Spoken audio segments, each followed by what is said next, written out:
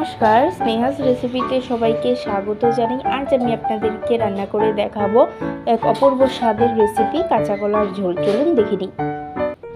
তার জন্য প্রেসার কুকারের মধ্যে কাঁচা কলা দিয়েছি। কাঁচা কলাগুলোকে এখন সিদ্ধ করে নেব। তারপর কড়াইয়ের মধ্যে সর্ষের তেল দিয়েছি। তেলটা গরম হওয়ার পর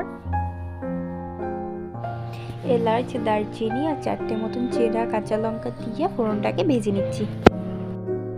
1 টিস্পুন আদা বাটা আর জল দিয়ে দিচ্ছি। এখন এক এক করে মশলাগুলো দিয়ে দিচ্ছি।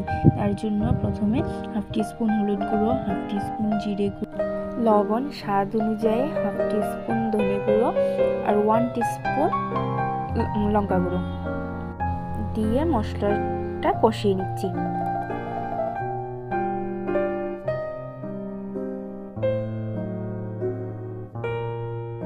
মশলা কষিয়ে নিয়েছি।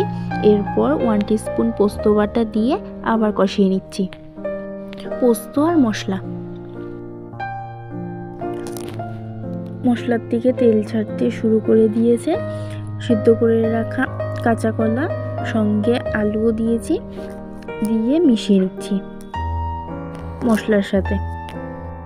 কাঁচকলা আর মশলার সাথে মিশিয়ে নিয়েছি। এখন 1 কাপ মতন গরম জল দিচ্ছি। ঝোলটা ফুটতে শুরু করে দিয়েছে। এর মধ্যে এখন 1/2 টিস্পুন গরম মশলা গুঁড়ো আর 1 টিস্পুন ঘি দিয়ে মিশিয়ে নামিয়ে নেব।